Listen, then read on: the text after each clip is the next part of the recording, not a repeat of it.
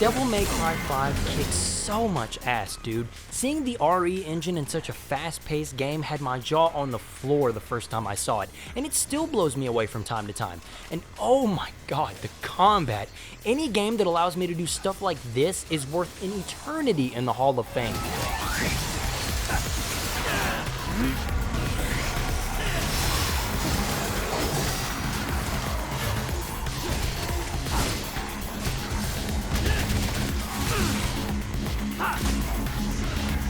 But if that's the case, then will someone please tell me why I didn't immediately fall head over heels in love with it?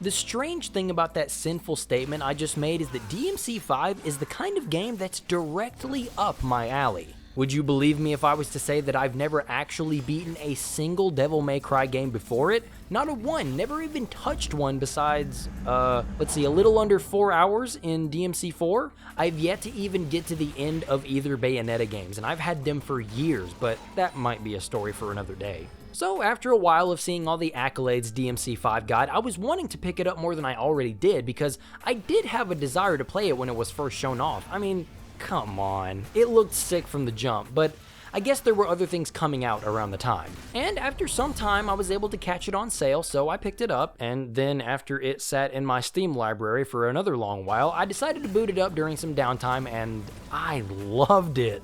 I was having a blast learning how Nero and V played. It took some adjusting, but I was pulling off some fun stuff before long.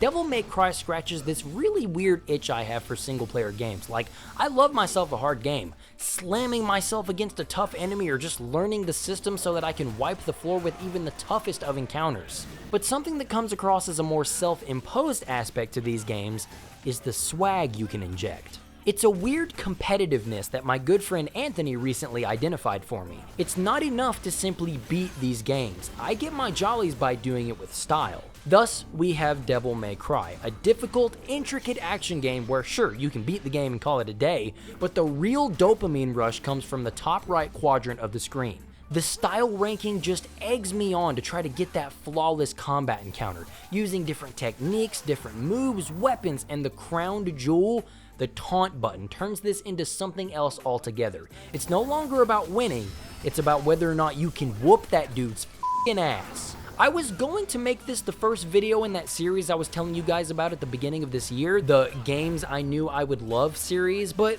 something weird happened. I would record for about an hour, but then strangely, I would want to take a break for a while.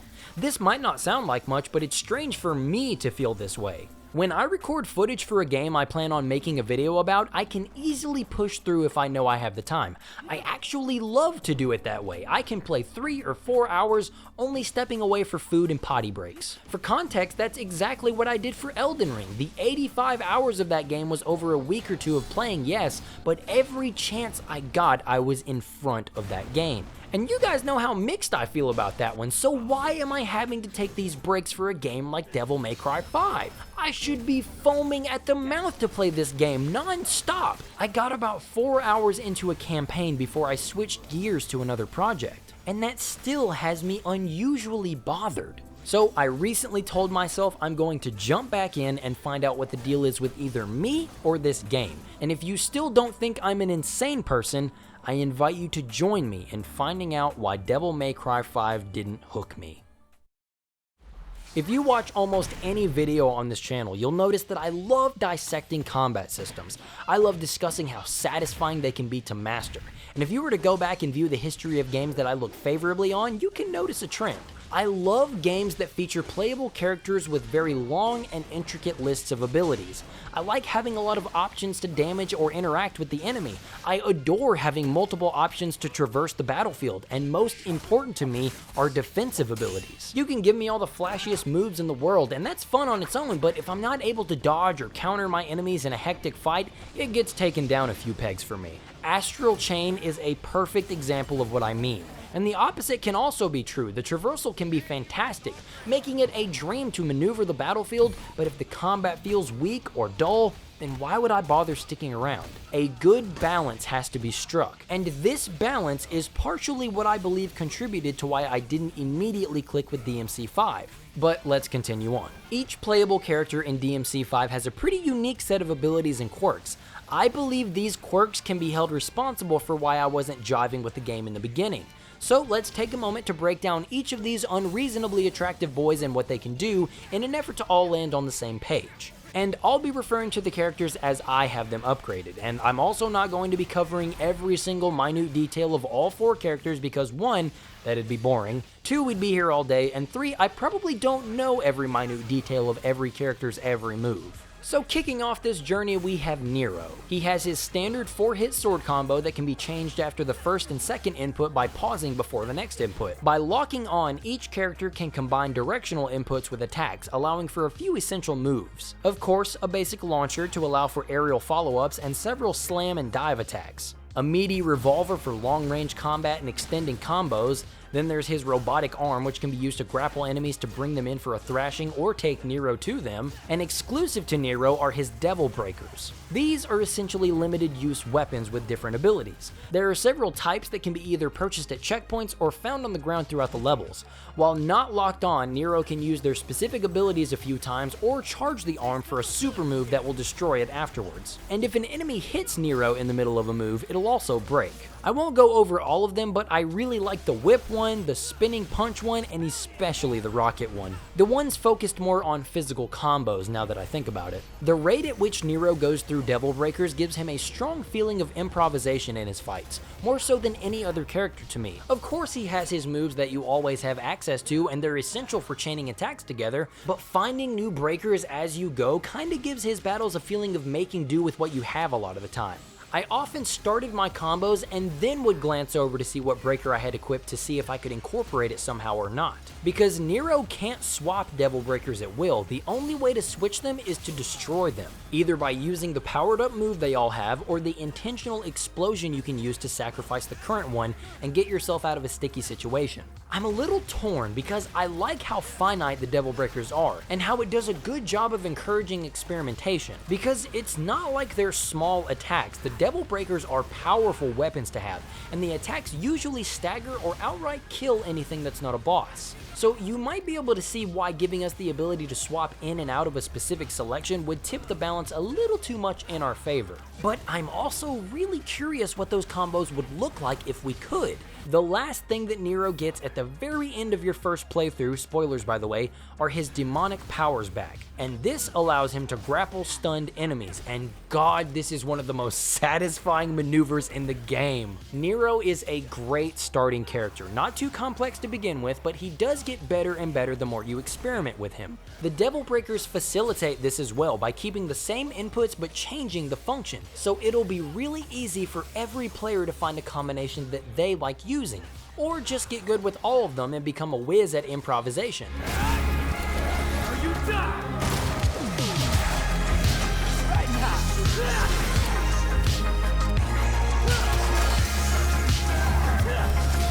Next up is everyone's favorite goth daddy with sandals, V.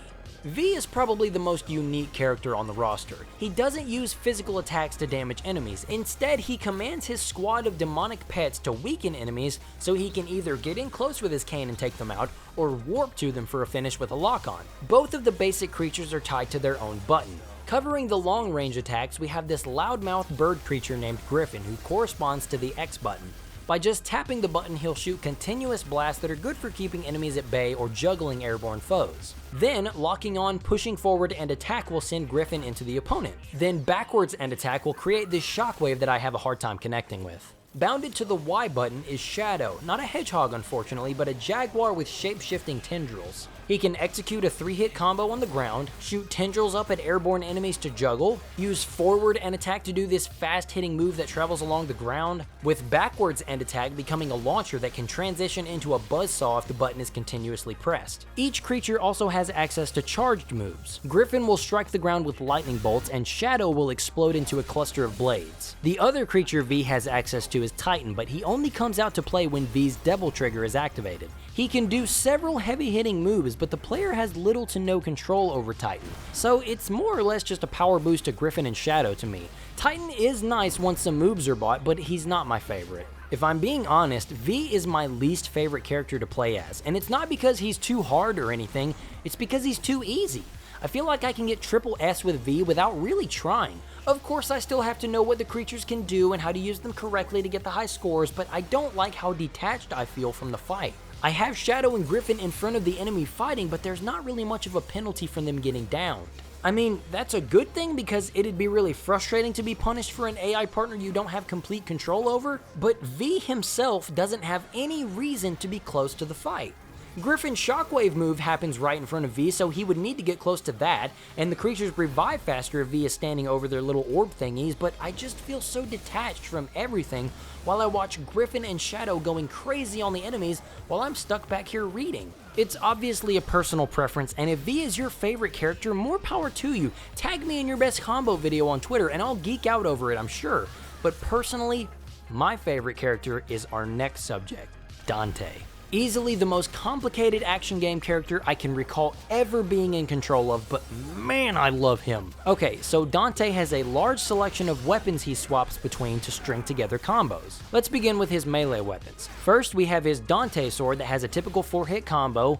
A delayed input after the first and second slash will give a different attack. It can launch enemies as well as dash forward with an attack. The Balrogs are gauntlets for Dante's legs and arms. They give him access to strong hits that get stronger the more hits you can land consecutively. Holding the lock-on button backwards and Y will swap between the legs and arms for different moves. Next are the Cavalier. I'm not the biggest fan of these motorcycle buzzsaws, but they can come in handy. They have very slow startups, but can be great at punishing if the enemy is hit while they're vulnerable. King Cerberus is the last melee weapon you get, and it's fantastic. It has a blisteringly fast chain combo on the ground. Holding forward and attacking can use this spinning move that's great for racking up hits, as well as catching enemies thanks to its long range. The first ranged weapon Dante has access to are his trusty ebony and ivory pistols. They don't deal much damage alone, but they can keep a combo going at a distance. Coyote A is a shotgun that's great for knocking enemies backwards, but I didn't find much use for it, admittedly. Dr. Faust is an odd one. Dante will fire red orbs, which is the currency used to buy new upgrades and such, as ammunition. However, if an enemy is killed with this move, the amount of returning red orbs will be greater than what was expended. Didn't really use this one much, to be honest. But lastly, Kalina Ann is the name of Dante's rocket launcher, and by the end of the game, he's rocking 2 of them. I did get a bit of mileage from these things. They make for great ranged attacks in a pinch, and even better when paired with Dante's defining mechanic, style switching. Mapped to the 4 directions on the D-pad are Dante's styles. The B button changes its function depending on which of the 4 styles he has equipped. Trickster allows for the most mobility in fights. Directional inputs will allow Dante to dash a short distance or warp right up to the enemy's face. Royal Guard gives him countering abilities. Holding the B button will allow Dante to expend Devil Trigger to excuse any incoming damage. But if you can meet the enemy's attack perfectly, not only will damage be excused, but you'll gain Devil Trigger. And a counter attack will be executed by holding the left stick forward with the B button. Swordmaster gives each of Dante's melee weapons a new set of hard-hitting moves. His sword will send out damaging projections by tapping the button, and a long-lasting spinning attack will be sent out after holding the button down, freeing you up to do other actions and even swap weapons. The Balrog's leg stance gets this breakdance move that makes me very happy. The fist can do this one big super punch on the ground, and in the air it can be a great means of getting Dante back to the ground. The Cavalier gets this charging attack where Dante momentarily reassembles the bike. Still don't care for it too much though. And then King Cerberus gets my favorite moves that Dante has. The nunchucks become a pole staff, and it basically has an entire moveset just on its own. I love it so much. And for the final stance, we have Gunslinger. What Swordmaster does for the melee options, Gunslinger does for the ranged options. Ebony and Ivory just get a stronger single shot, Coyote gets the nunchuck shotgun move, Dr. Faust gets a spinny move, and lastly, the only one I ever use, Kalina Ann fires a barrage of rockets that not only does a good bit of damage, but is a great setup for your next combo. Needless to say, Dante has a lot of options, most of which I probably didn't even scratch the surface of, but it makes Dante the most complex and layered character in this game, and I love him for it. We'll talk about it a little more in a sec because we've got one more edgelord to cover. Vergil was the final character to unlock, but the only requirement is your wallet. To be honest, not even mad, Vergil kicks ass, let's go. If I could describe Vergil in one phrase, it would be Diet Dante, but that makes him sound a lot less intricate than he actually is, so let me explain. Vergil's kit revolves around swapping between weapons like Dante and using his Mirage blades to warp right up to enemies. His sword Yamato has a 5-hit combo that has alternate moves after pausing between the 3rd and 4th inputs, a charged attack that travels to the enemy, a great gap closer by holding forward and pressing Y, and a launcher as well as similar aerial options. Beowulf is a hand-to-hand weapon similar to Dante's Balrogs. It rocks a 3-hit combo as well as being able to charge each individual hit before it's released. By holding forward and pressing Y, however, Vergil can execute this spinning axe kick, and I'm just saying, this is probably one of the best feeling moves in the game. Then we have Mirage Edge, a very similar weapon to Yamato with a 4-hit combo instead of 5. Alternate moves can be done after pausing after some inputs as well. All 3 of Vergil's weapons have an attack that can be executed by holding down the right bumper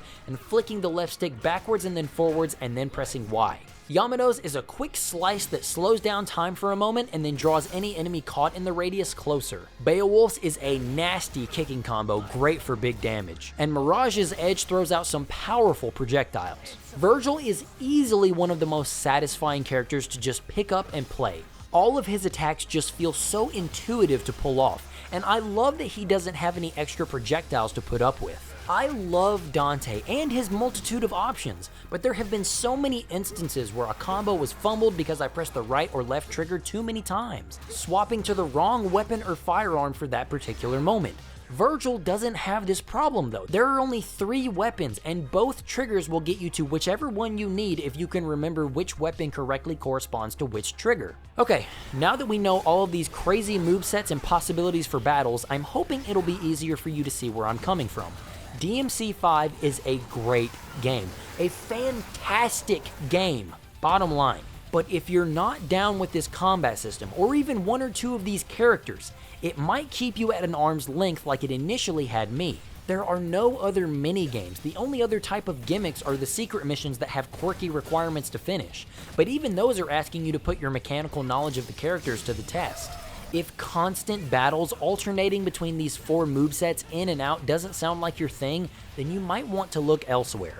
Or you could be in a similar boat as me, and at first I thought that was me, but then I realized 3 things. 1, I wasn't being challenged enough. 2, I don't really like playing as V. 3, the game wasn't challenging me enough. What I mean by I wasn't being challenged enough is that the game was too easy. I picked the normal difficulty to begin with because I had never played a Devil May Cry game, and I had reason to believe it would scare me away. Like I mentioned at the beginning, I've been playing Bayonetta 1 and 2 off and on since I got my Switch for Christmas of 2017. But I haven't beaten either of them, not for lack of trying mind you, but because both Bayonetta games kick my ass. The first one more so, but I feel like I just don't have a grasp on how they work. Thus, I didn't want to spend money on something I wasn't going to like or be unable to really commit to. So, I lowered the difficulty down to normal and started playing. Thankfully, I think DMC blows both Bayonetta games out of the water in just about every way. But it was also just more welcoming. Enemies seem to have much more readable attack animations. I think characters are more intuitive to learn, and there are more defensive options than just dodging out of the way.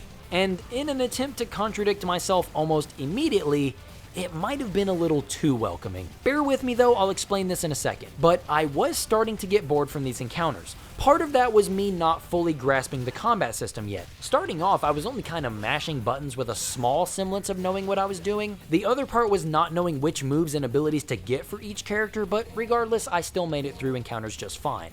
Which brings us to the second item on our list. I don't really care much for V. He's not a bad character to play as, he really just isn't my cup of tea. Him being all about keeping enemies at a distance really doesn't titillate me. Using Griffin and Shadow to juggle enemies is also fun when it works, but too often do I feel like I'm not in direct control. On the starting difficulty, it felt like I walked out of every battle with a triple S. I didn't feel like I had earned that coveted triple S, so it kinda bothered me. Which perfectly falls into the final item on our list. And while this might sound like the first item but just all jumbled up, it is a little different. The game can be challenging on its own, but if I don't feel like my skills are being put to the test, I'm getting bored. V exacerbated this feeling by disconnecting me from the fights, and I was still unsure of how to really use Nero at this point, so I wasn't feeling fulfilled by him either. This was made better after being given control of Dante, a far more interesting playstyle.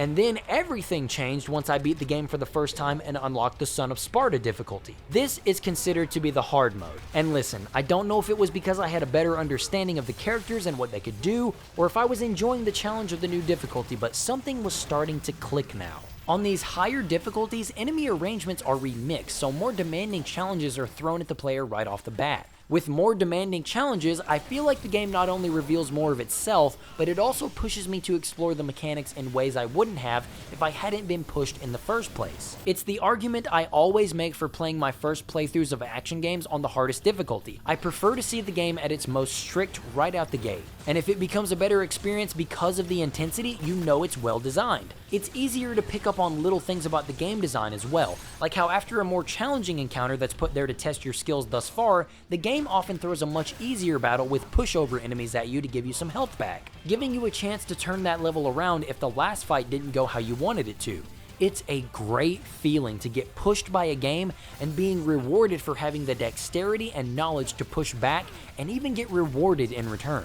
But the inverse is also interesting. To push back on a game that's pushing you only to find that it can't handle the reciprocated pressure, because you can feel the difference between the two. When a game is demanding you to be at the top of your game, but it's never putting you down unfairly, you can tell the difference between something like that and something that's overly demanding due to a miscalculation or an oversight behind the scenes. Like I mentioned a second ago, this is something I think Dante helped me see too. I've come to love both Nero and Vergil. Nero mainly for how chaotic and spontaneous his Devil Breakers make combat encounters. It took me an embarrassingly long time to realize you couldn't be locked onto an enemy to use the arm's base abilities, but once I did, I got so much joy out of learning those things, and the cherry on top was that grapple move.